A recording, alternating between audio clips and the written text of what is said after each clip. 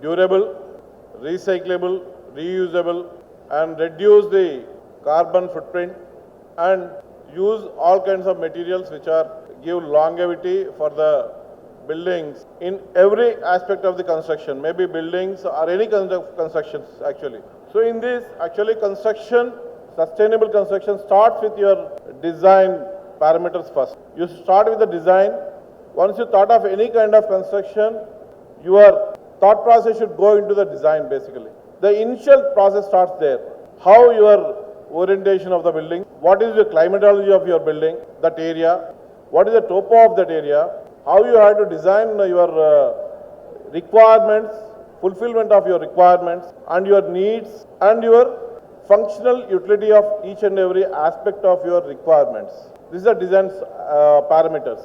Then you comes to the durability. When you adapt a conceptual plan or a scheme or the design, then comes the durability. Durability comes with what? What kind of materials you are going to use in your building designs or any construction activity. Durability means what kind of durable material. Earlier days we used to construct with the stone. Still it is durable and sustainable.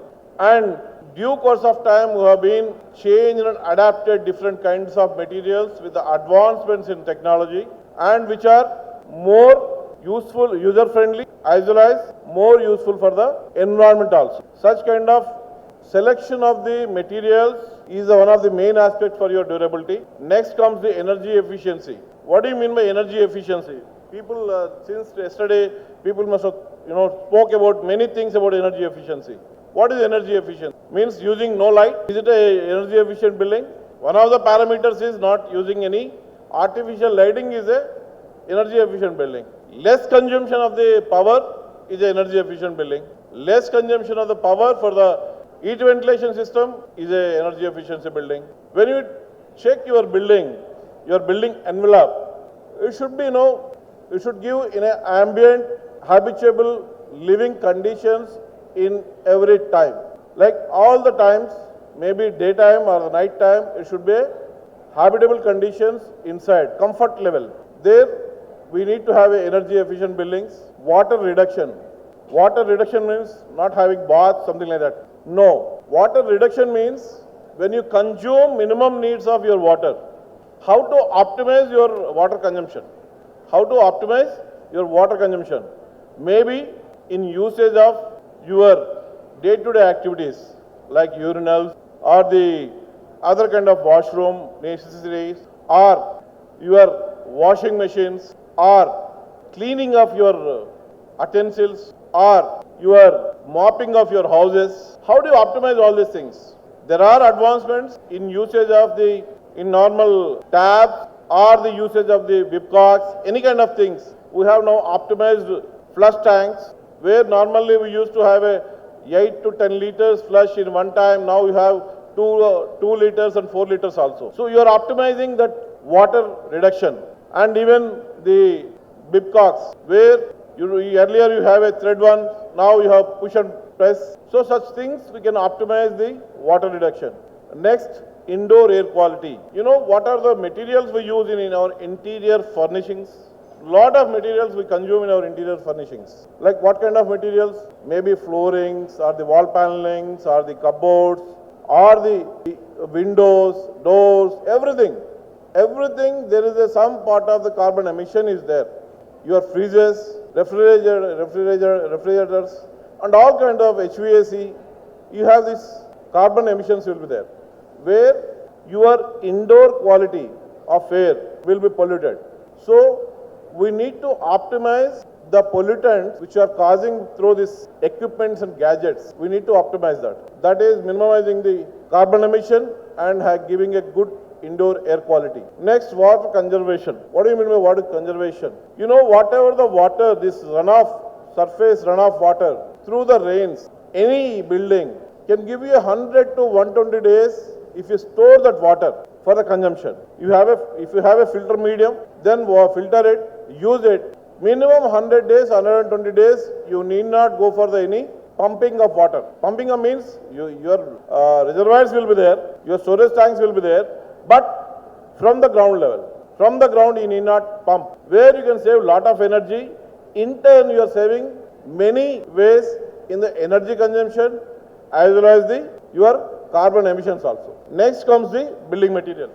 And you can also water conservation, now rainwater harvesting is a common phenomena. By law, we have to enforce to do it now. Now, yesterday we were discussing with the ministers that the storage also should become one of the part of the law, such that everybody will design their runoff, calculate their runoffs, the collection of the rainwater, and use it in their day-to-day use. And the recycling of the water also is one of the major component in our water conservation, like using STPs, ETPs, and reuse it. Now our optimal use is normally we are using around 20 to 30% only. When you go to Western countries or USA, you drink your water from your tap. The other day we were in Mumbai, you were there. So they serve the bottled water for the lunch and dinner, everything, totally 100% recycled, net zero. That is net zero wastage of the water. Such initiatives are there, only we need to imbibe that habits in ourselves and inculcate to use it. And experts are available all over the places. Through IGBC also taking a lot of initiatives in this, and we can make use of it and do the sustainable construction. Next, building materials. Yes, everybody wanted to have their house to look like a grandeur, very big mansions like. Yes, but without compromising on your ambitions, we can use the material where they can give the best of the best. Now we forgot the materials locally which are available. Now, say example, people are importing the furniture from Italy. It is a statement for them. The Italy imported furniture, what is the embodied energy consumes transporting from Italy to India, that we are forgetting. And the materials which are very far from us, we are getting that finishes to get the best finishes of our houses or the constructions. I'll show you that next slides. How much you are using the embodied energy in using that such material. So we have to be very careful in choosing our building materials in the sustainable construction. So this is one of the most and important thing, and a suggestion to my fellow fraternity members. We are the drivers for this, and we have to take care of this material specifying and their availability and usage of it in a proper way. Because as a layman, our clients or the users will come to us with a lot of expectations. But when they come to us, one aspect is your decor, the other aspect is let us sensitize them that what kind of materials we can use and build a sustainable structures. These are some statistics available. The embodied carbon, the construction, building operations, and the concrete, steel and aluminium, the transportation part itself is 23%. If you minimize your transportation part, you are saving around 23%. And the industry, the production of the materials is the embodied energy is around 20.3%. Awareness is required to all of us. We don't know, because this is so much energy we are consuming, so much carbon emission we are doing, we don't know. There we need to create an awareness among ourselves. This is one of the statistics for the materials. Now, this is a cycle where we use the production of the material and construction and use of it, then again end of life. The more span of life you give for your constructions, you are saving to this environment as well as to this nation. Because we, the technical people, the fraternity is the nation builders. And it's a primary responsibility to all of us to consider all these things and very diligently and conservatively you have to use it and apply it. In sustainability construction, we have majorly three kinds, where we use virgin fresh material use, then recycled material, then which is reused. Like in plastic, example I am telling you, the plastic we are using in roads now, and we are using the pavement tiles, And many of the places we're using this recycled materials like, many other materials are there, not only plastic. So we have to diligently use and recycle. If we can use it now, the building demolition waste also we are using for the aggregates. Now government has taken very good initiatives in demolition, construction waste to use as aggregate after testing and doing specified test results, and we have obtained that and using as aggregates. Earlier, we used to consume lot of river sand. The sand is in a construction material is a binder. We normally feel it is a binder. They don't take any kind of structural load, something like that. If you are filling in concrete, it's a filler. If you are filling plastering, it's a binding material which will give a surface. So now we stopped it using the mechanized sand because we don't want to deplete our rivers are under extinction because of the lot of removal of the sand from the rivers. There is an ecological balance we need to maintain. What kind of ecological balance? When river sand is there, it's a filter medium which filters naturally in the process. Which you are taking away, then lot of things, the ecologically imbalance. So we have to be very careful and in our usage. Water, we have to decide when you are doing a sustainable construction.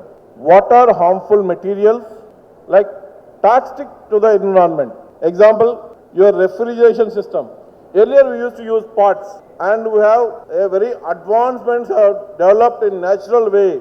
Now that how to do the natural refrigeration system also. But we don't follow. We don't have time to delve into it and use it. And kind of usage will endanger the wildlife and removes the habitats. Now for that, even when we are constructing the highways now, we are doing the underpasses, constructing the underpasses to the wildlife to pass across the roads. So we have to balance, and everything in this world is important to all of us, because now anything happens to our wildlife or our animals, there is a kind of balance maintained by each and every sect of animals and even the small insects also, which are important to our nature. And processing and manufacturing harm for the environment, like cement plants, steel plants, and the tanneries. You must have seen the Ganga totally from Haridwar till it merges into the Bay through the Calcutta. How much it is toxicated. Now, Navami Gange, it is a big project because first we spoil, then we are spending money to make again clean water. I think around 60 to 70,000 crores they are going to spend on Navami Gange cleaning. Such things we, the human beings, spoil our surroundings and environment, and then we rectify it. So in my belief, I always believe, I tell all my site people that quality assurance is better than quality control. So you ensure before using, everything is used in a proper way, or quality material. After construction, then you have to go and control the damage which has happened. Same like applies to our nature also and our materials also. We have to be very careful. And the construction procedures we are following, we never bother what materials are consumed by your contractors. As a owner or as a client, or as an end user, you never bothered about what is getting into inside of your structure. Believe me now, today we have around more than 2 lakh crores of worth retrofitting and rehabilitation works are available, which are constructed since last 30 years. Imagine how much national waste we are going to do in the next 10 years. The quality of concrete, example I am telling you, if you are using a steel, what kind of precautions you are taking? Not only using a green certified building material is important, they are certified because they are tested. But also, when you use your any kind of steel, example I am telling you, major consumption is steel and cement and the concrete in a concrete construction in today's habitations. So when the steel is there, you don't check what kind of steel it is. What is the composition of the steel? What is the specified composition of a steel or the concrete? How many voids we see? Footings we don't bother. And thanks to this mad rush of the traffic, in the city construction we do only in the night. And what is happening in the night? Nobody knows. Because the major projects only we have a control system. But in the smaller projects we don't have any kind of control systems. We don't maintain any kind of records. Recently I visited a building which is constructed 20 crore by spending 20 crores in a posh area in Hyderabad. They wanted to modify. The building is leaking like anything. And they don't have even single damn drawing with them of any kind of structure or services, any kind of thing. What if we talk about sustainability sitting in a room? Sustainability should come inside of us. Each and every aspect we should imbibe that habit into ourselves. If you are drinking a glass of water, if you can only consume that glass of water. Otherwise, if you want half glass, take only half glass. That is also sustainability. Likewise, now the day will come, hopefully, like it will build a house, even two people are there, government may do a legislation, you required only 300 square feet, build only 300 square feet, not a lavish 20,000 building for two people. You are harming to the nature. And we talk about sustainability and energy, renewable energy and non-renewable energy. The God is so kind all of us, like giving light free of cost, giving energy free of cost, giving sunlight to generate power free of cost, giving water to live free of cost. What is the tax you are paying to the God? Did we thought any time? So let us start inculcating that habit of a sustainable living first, then sustainable construction comes automatically. Subject experts are here. People must have spoke about it and maybe they are speaking also tomorrow. But I will throw some light on this. What is CO2? If a packed room, only CO2, all of it will survive? No. You need oxygen and nitrogen to survive. Rather more nitrogen and less oxygen. Then where it's coming? It's coming from each and every activity. When you travel from your home to here, you must have come in a public transport or your own car. How much carbon emission you must have done, We don't believe in pooling. We don't believe in using public transport. And in a recently held municipality, we have decided that the major concern is now only the arrest the carbon footprint in the housing sector. Housing is the main because we have a lot of population. We need to have a shelter for everybody and we need to construct so many houses. This is in India and we are going way forward. Srinivas will acknowledge with this and this is the direct effect and indirect effect. Tell me time. We know everything, but we don't implement. All this source from the IGBC and other organizations. You can see what is the emissions from which part we are getting. And this is the tons. And we started now migrating to urban to rural again. We wanted a house outside the city. Because we polluted city now, we wanted to go and pollute outside now. What is embodied energy? When a material you consume, the carbon, the energy it consumes during the process till it reaches to you is the embodied energy of that product. So such embodied energy will have a indirectly or directly emission of the carbon. So this is a embodied and there's a operational carbon. What we are creating there, pre-construction or the manufacturing stage, during construction and post-construction. The global emissions, the building operations is 28%, building materials is 11%, and the industry production of this material is 32%, and the transportation 23%. That includes your transportation also, and others is 6%. So this is the carbon, how we... Now I have a statistics actually for what is the density of the material, what is the heat, what generates, all the things we have, it is on record. But only thing I want to tell you, the sustainable construction, we have 17 sustainable development goals, which are envisaged by United Nations to achieve it by 2030.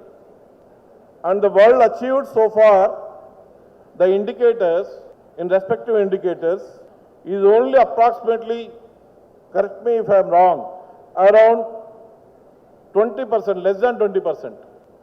Now this SDG, next meeting they need to push it to the next another 20 years or 25 years. Why this requirement is there? And why this happens, what happens to all of us? Why we should be bothered about it? Because we should be bothered, you are not getting an environment which is to be habitable in the future. One girl was fighting to control this carbon emissions to not to increase the temperature by 1 degree or 1.5 degrees. She got a Nobel Prize. What does it mean? All these sustainable development goals, out of 17, almost 13 are related to our human habitation conditions, where we spoil. Especially 13 is the livable cities and everything, what we are doing.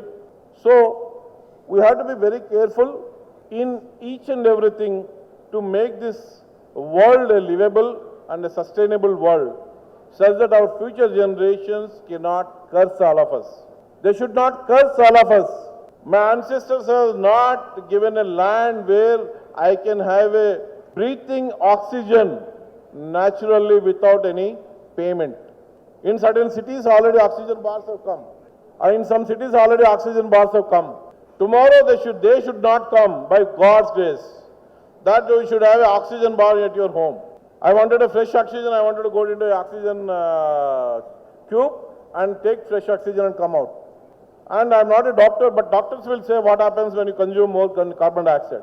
So, my only conclusion is, do a sustainable construction which are in your limits. IGBC never says that you spend more money there. Some people having thinking that when we practice, when we go for a rating, we need to spend more money. No, not necessarily.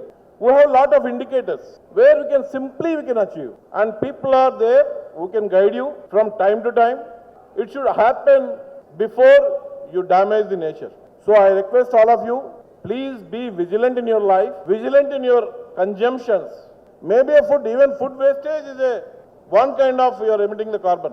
Anything in our walk of life is very important. Let us all give this beautiful earth to our future generations to live sustainably. Thank you very much for this wonderful opportunity.